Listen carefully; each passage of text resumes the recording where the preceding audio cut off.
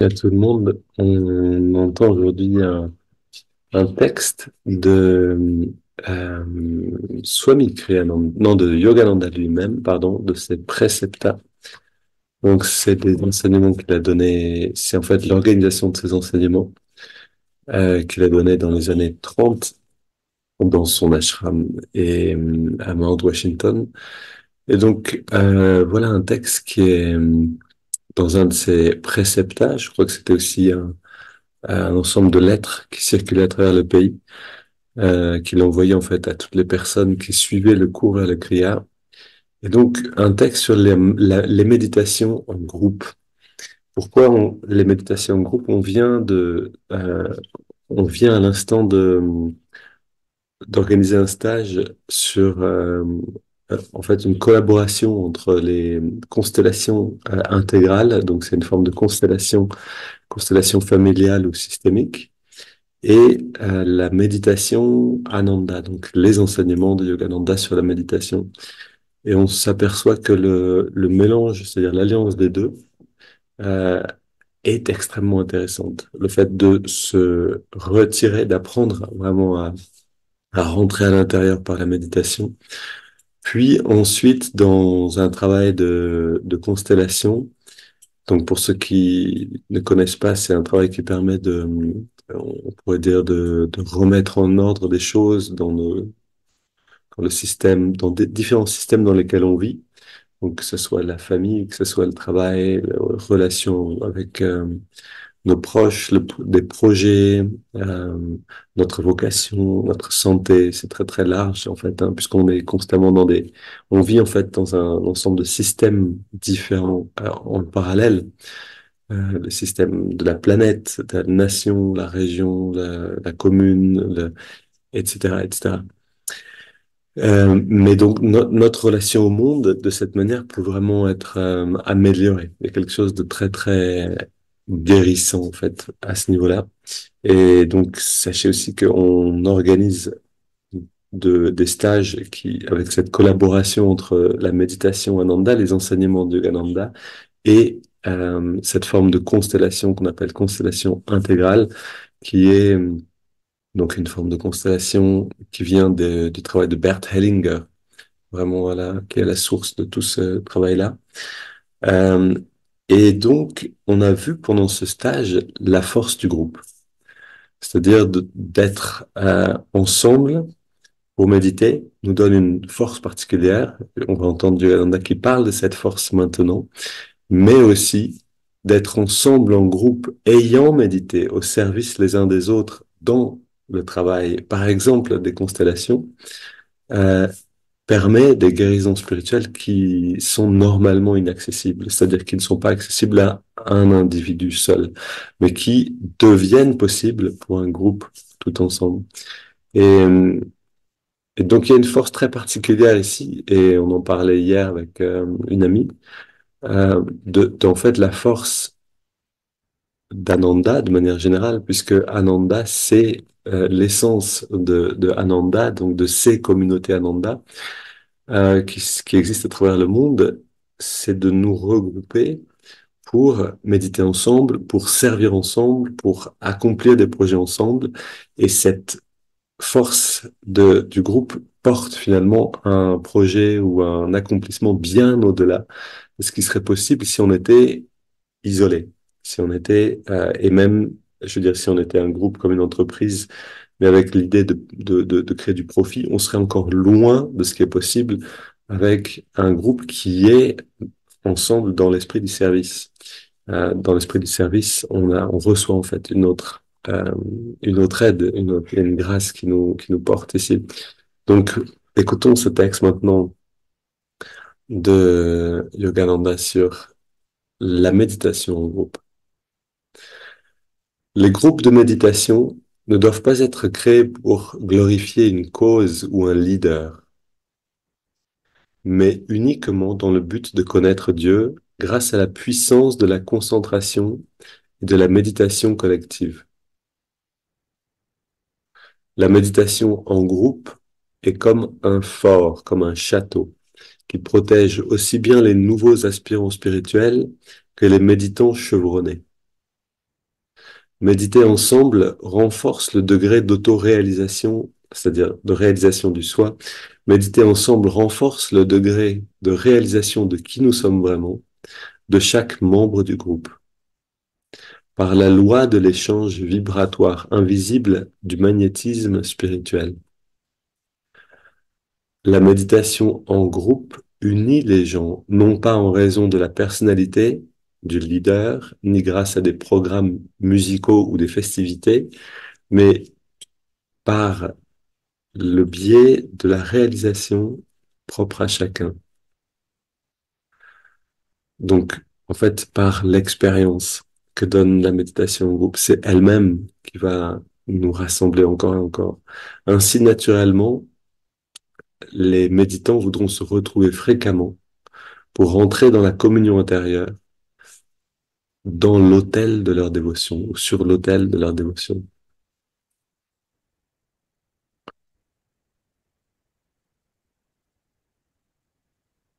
Alors, il y a deux, trois éléments ici que on peut souligner. Donc, les groupes de méditation ne doivent pas être créés pour glorifier une cause ou un leader. Donc, c'est pas pour une organisation. Vous savez, par exemple, à propos de Ananda, Swami Kriyananda a dit plusieurs fois, euh, alors que Swami Kriyananda a créé ces communautés à travers le monde, il en a créé en Europe, en Inde et en Amérique. Il a vraiment passé en fait la plupart de sa vie dans cette activité-là. Et puis il a dit à un moment, ça n'a aucune importance pour moi, les communautés Ananda. Je n'y attache aucune importance. La seule chose qui est importante, c'est est-ce que ces communautés vont permettre à un ensemble de personnes de rentrer dans l'expérience de qui nous sommes vraiment ou simplement de l'expérience du divin. Voir faire l'expérience de notre plus grand potentiel. Et c'est ce que nous rappelle Yogananda ici. On n'est pas là donc en groupe pour une cause, pour les communautés Ananda en elles-mêmes, par exemple, ou pour une église, si on se rencontre dans une église, ou pour quelle que soit la communauté elle-même, ni pour le leader de cette communauté ou de cette église, etc. Mais, et c'est ce que nous dit Yogananda ici, mais uniquement ces groupes devraient être créés uniquement pour l'expérience de connaître Dieu grâce à la puissance de la concentration, de la méditation collective. Donc, il y a en effet une force particulière qui est là quand on est en groupe.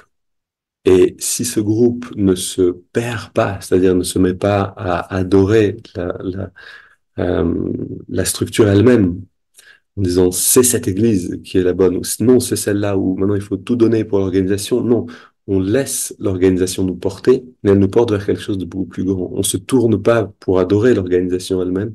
C'est ce que nous disait Yogananda avec cette expression churchianism, c'est-à-dire le christianisme, on est devenu quelque chose est arrivé qui s'appelle churchianism, c'est-à-dire au lieu de la chrétienté, on arrive à l'églisianisme. C'est difficile à faire en français, mais c'est comme si on se mettait à adorer la structure plutôt que l'essence, le divin qui est censé habiter cette structure-là. Et donc, Yogananda nous rappelle cette chose très importante. Il savait pourquoi il le faisait sans doute. Beaucoup de structures, et même des structures que lui-même a créées, se sont mis à mettre l'organisation avant l'expérience, avant les méditants eux-mêmes. Maintenant, comment ça fonctionne? En effet, par la loi de l'échange invisible du magnétisme spirituel. Ce qui veut dire que à chaque fois que deux ou trois personnes se retrouvent pour méditer ensemble, la richesse du groupe est comme la multiplication de la capacité de chacun. Si on est cinq ou six, ou là on est une dizaine en personnes, puisqu'il y a trois personnes avec moi physiquement, puis là vous êtes six à peu près, on est six en ligne. Euh, le, la capacité de chacun, si quelqu'un ici a un cœur plein de dévotion, ok, si quelqu'un ici a une capacité à se concentrer avec une détermination forte, si quelqu'un ici a une capacité à l'expansion, ok, à ressentir autour, à intégrer le groupe. Toutes ces qualités qui sont là vont devenir les qualités de notre méditation parce que on fait partie, on donne en fait automatiquement en méditant ensemble cette qualité-là à la conscience du groupe. Donc c'est ce qui se passe ici par ce que Yogananda appelle la loi de l'échange invisible, la loi de l'échange vibratoire invisible du magnétisme spirituel. Si vous voulez, c'est le dit ailleurs, devenir un bon businessman, serrer la main d'un bon businessman.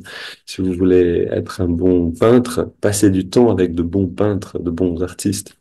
Si vous voulez être de bons méditants, méditez avec d'autres méditants qui ont des capacités, des qualités et qui vont automatiquement vous les donner. Elles vont déborder sur vous, en particulier en méditant ensemble, puisque la conscience va, euh, le magnétisme va s'unir pour élever la conscience.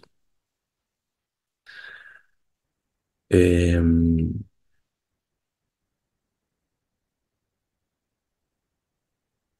oui, et Yogananda termine en disant la méditation en groupe unit les gens, non pas en raison de la personnalité du leader, ni grâce à des programmes musicaux ou des festivités, mais par pour l'expérience de la réalisation de soi. La réalisation du soi, donc c'est le terme qu'on voit beaucoup de Yogananda, c'est la réalisation de qui on est vraiment, le soi étant la conscience non personnelle, la conscience universelle, et que finalement, si on peut goûter à cette expérience-là, alors naturellement, ça, je relis, je prends sa phrase, ainsi naturellement, ils voudront se retrouver fréquemment pour rentrer dans l'expérience de la communion sur l'autel commun de leur dévotion.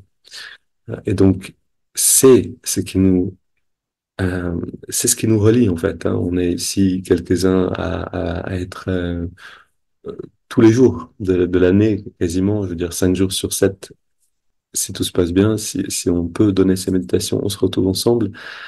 Euh, Vous voyez, ici c'est un petit peu bricolé, hein. On a une lampe derrière.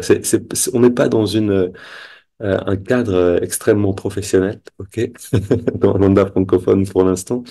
On est nouveau, on est jeune dans cette association, mais ce qui nous unit, c'est pas parce que voilà, on est parfaitement joliment installé, toujours avec les mêmes rideaux parfaits, etc. Non, on improvise toujours un petit peu. On est dans des endroits différents quelquefois avec une qualité d'internet, quelquefois avec une autre, mais ces réunions nous permettent de rentrer dans ce que notre âme cherche réellement en venant s'incarner ici. C'est ce que nous expliquent les yogis. Et donc ça, c'est le lien finalement qui va nous faire revenir encore et encore. Alors, assez parlé, allons maintenant dans l'expérience. On va prendre le temps d'étirer le dos. On inspire profondément. On entrelace les doigts au niveau de la poitrine. Expire les mains vers l'avant et on arrondit bien le dos. Inspire, on étire vers le ciel. Expire, on se penche vers la gauche pour étirer le côté droit. Inspire au centre. Expire, on se penche vers la droite. Et retour au centre. Expire, on se tourne vers la gauche. On pose les mains et on va le plus loin possible dans la rotation. En 2 grandes respirations.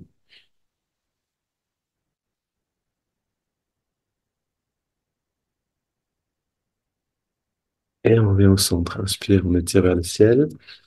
Expire, on se tourne vers la droite. On pose les mains.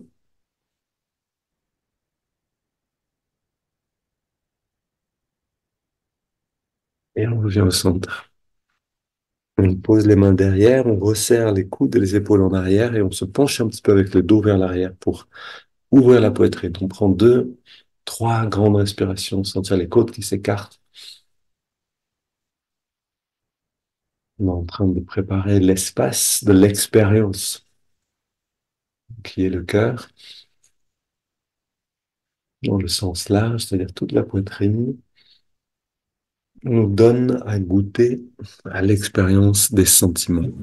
Et c'est les sentiments qui vont de donner l'expérience de qui on est vraiment. Maintenant, on revient au centre, on pose les mains sur les cuisses, paumes vers le ciel, les yeux fermés, et on sent cette ouverture qu'on vient de créer.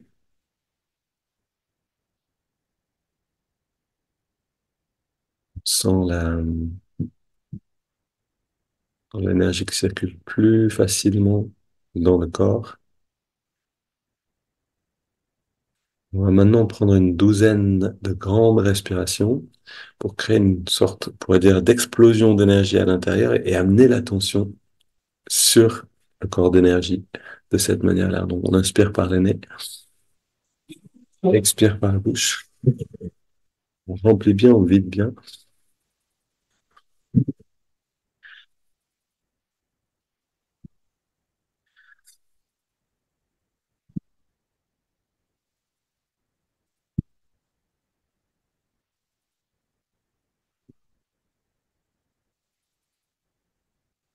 Cinq dernières,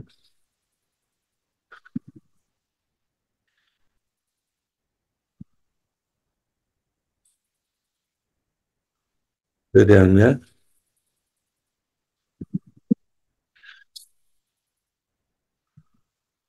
on vide bien, puis on inspire lentement et on garde l'air dedans.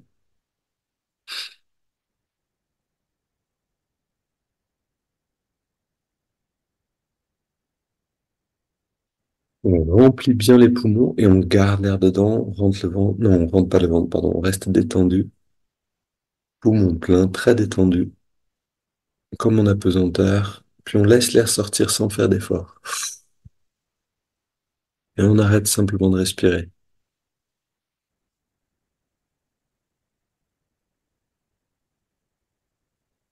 Et dans cet arrêt de la respiration, on laisse émerger toutes les sensations du corps d'énergie.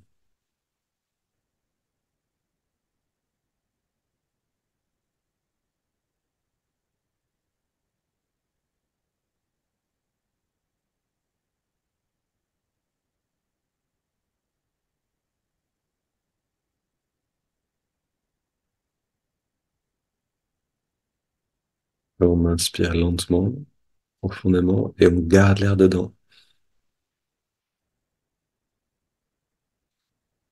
On plie bien, on retient le souffle, on rentre le ventre, on contracte le périnée, on redresse le regard,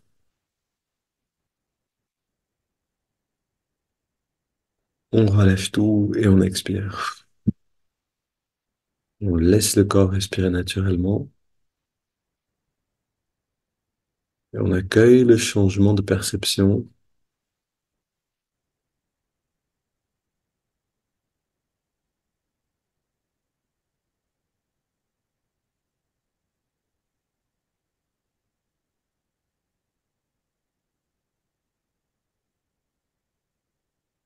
Et justement, maintenant, comme en parlait Yogananda tout à l'heure, on est dans l'expérience très concrète de découvrir les différentes couches de notre être. On a un corps physique, oui, on a un corps physique, mais on a aussi un corps d'énergie. Et là, on peut le sentir beaucoup mieux. On a aussi ce qu'on pourrait appeler un corps de béatitude, un corps de conscience. Et on essaie de sentir déjà cette félicité qui est l'essence de qui on est.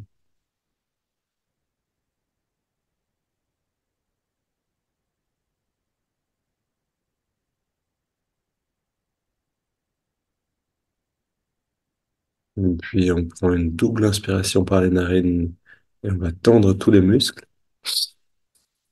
On serre les poings, on contracte les bras, les jambes, le torse. On relâche avec une double expire et on recommence.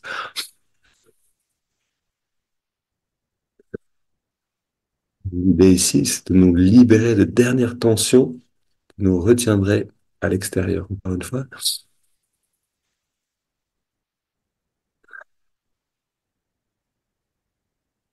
Allez, une dernière, une dernière.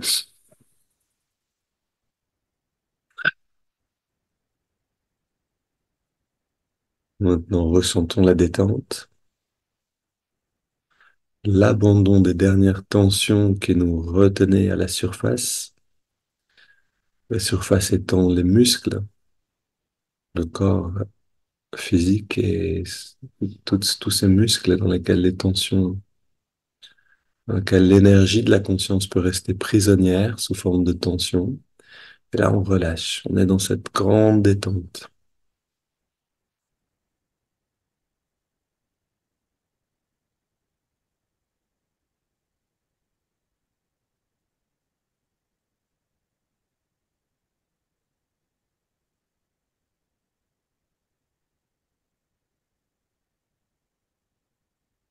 Et dans cette détente, alors si en plus on arrive à rester immobile, on n'envoie plus d'énergie vers la surface, donc vers les muscles, mais on permet à cette énergie de revenir à l'intérieur, revenir vers la colonne littéralement, puis revenir vers les lobes frontales. C'est ce qu'on va faire maintenant de manière active. On inspire lentement par les narines sur 5, en ressentant l'énergie remonter le long de la colonne pendant toute l'inspiration. On inspire maintenant.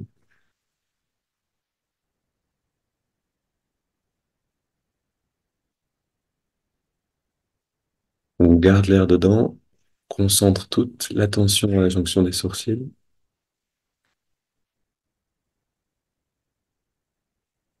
On expire, on sent un rayonnement de bien-être à travers tout le corps. Et encore une fois, on inspire, on sent l'énergie qui remonte.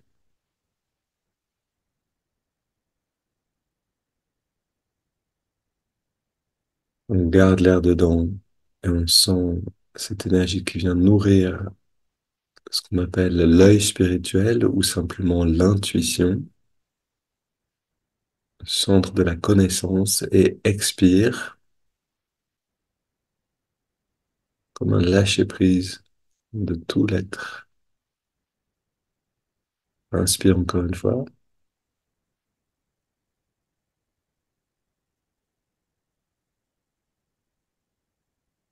on garde l'air dedans,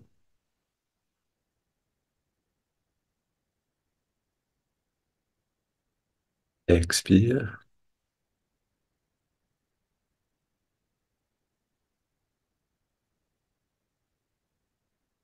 inspire, dernier cycle,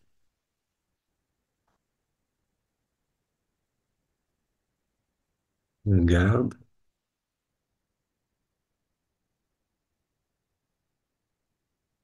expire,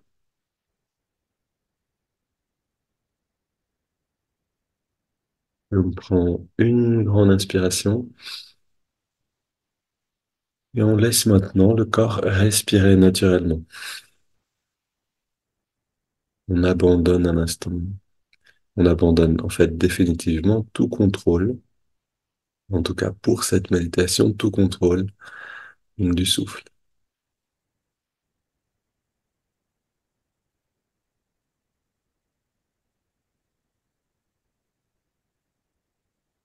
C'est quelques techniques de préparation maintenant, avec un peu de pratique, beaucoup de détente, une bonne immobilité, nous font passer directement à l'intérieur, nous libèrent de la perception du monde.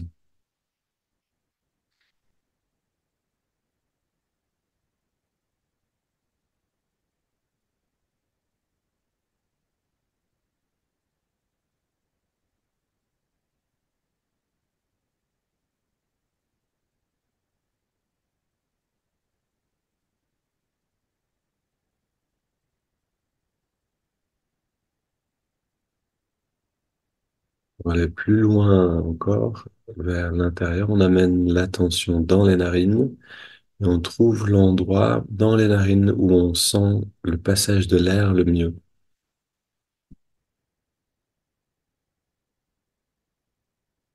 Là commence le voyage. On place l'attention à un endroit du corps, à un endroit du temple, littéralement, très proche de l'œil spirituel, puisque c'est dans les narines. Et on ressent la fraîcheur de l'inspire, à cet endroit-là où on sent l'air le mieux, et la tiédeur de l'expire.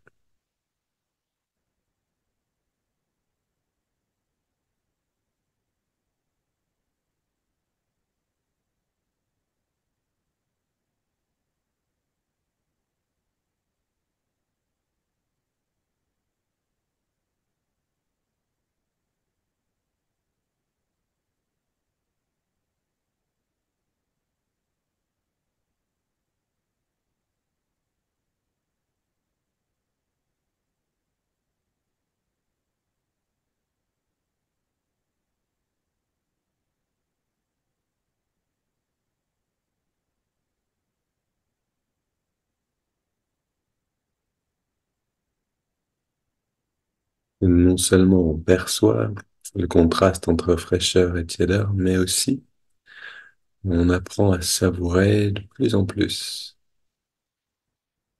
cette sensation, cette première nourriture.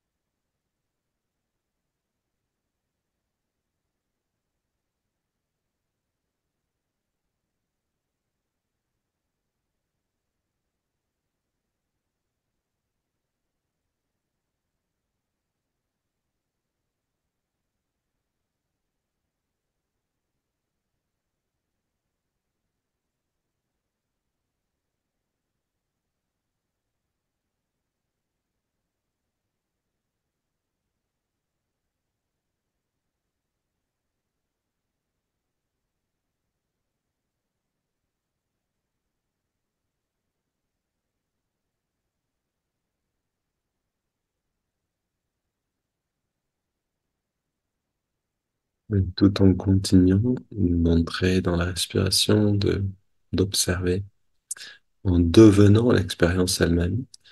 On ajoute maintenant le mouvement de l'index de la main droite. À chaque inspiration naturelle, l'index revient d'1 centimètre seulement vers la paume de la main. À chaque expiration naturelle, on relâche complètement l'index, mais surtout on relâche de mieux en mieux toutes les tensions corporelles.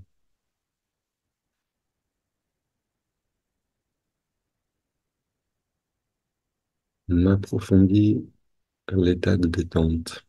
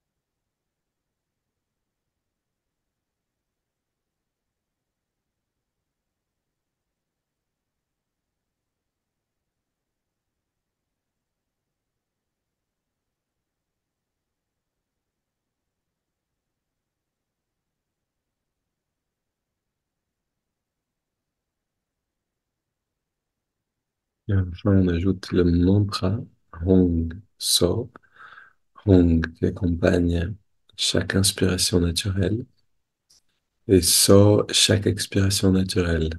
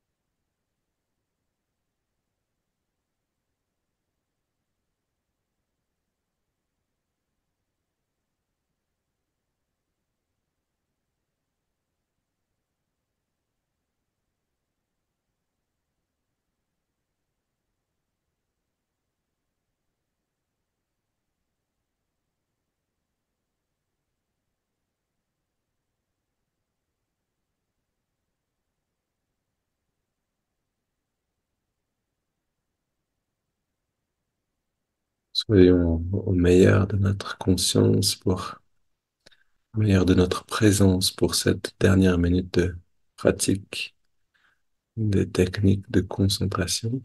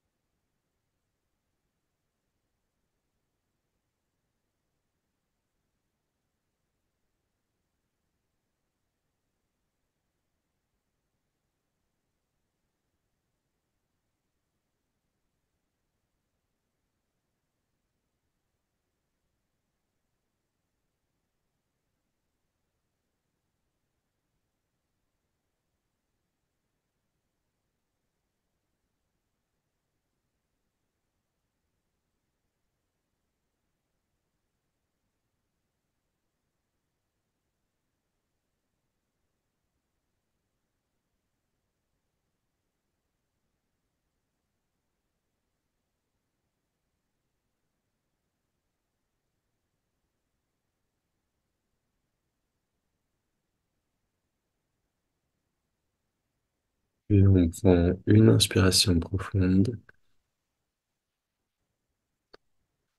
On expire en 3 fois et on arrête quelques instants de respirer.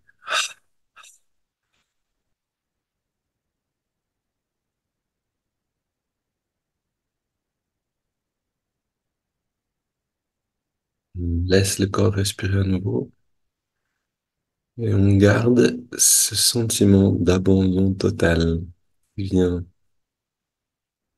dans la liberté du souffle, c'est-à-dire derrière l'obligation de respirer, nous attend une grande liberté. C'est ce que nous expliquent les yogis et nous montrent aussi les yogis en retenant, c'est-à-dire en abandonnant en fait cette obligation à volonté, tout en restant parfaitement en vie, en pleine santé.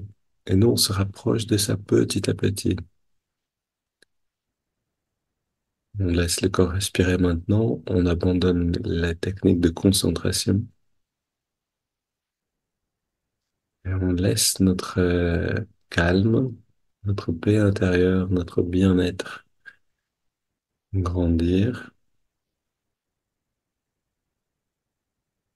Et on réalise que ce n'est pas la nôtre, que c'est pas notre sentiment, mais que c'est ce qui est là déjà. Et on laisse cette qualité envahir toutes nos cellules.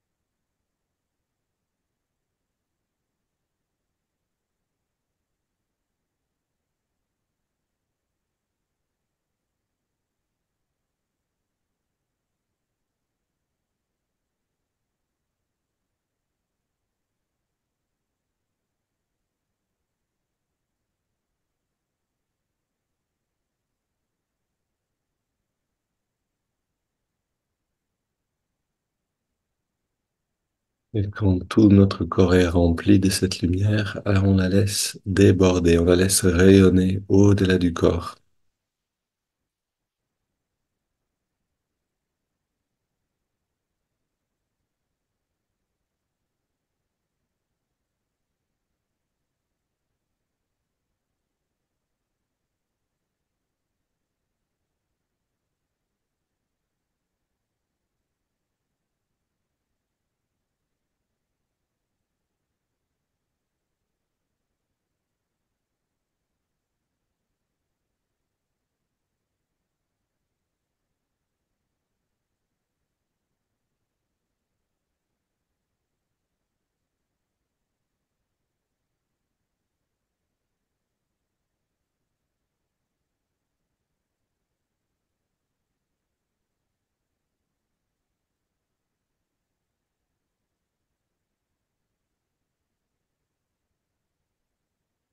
Quelle que soit l'intensité ou la qualité de l'expérience maintenant, elle nous rapproche de cette réalisation dont parle Yogananda, on se laisse imprégner de ce calme autant de temps que le calme reste, que le bien-être est présent.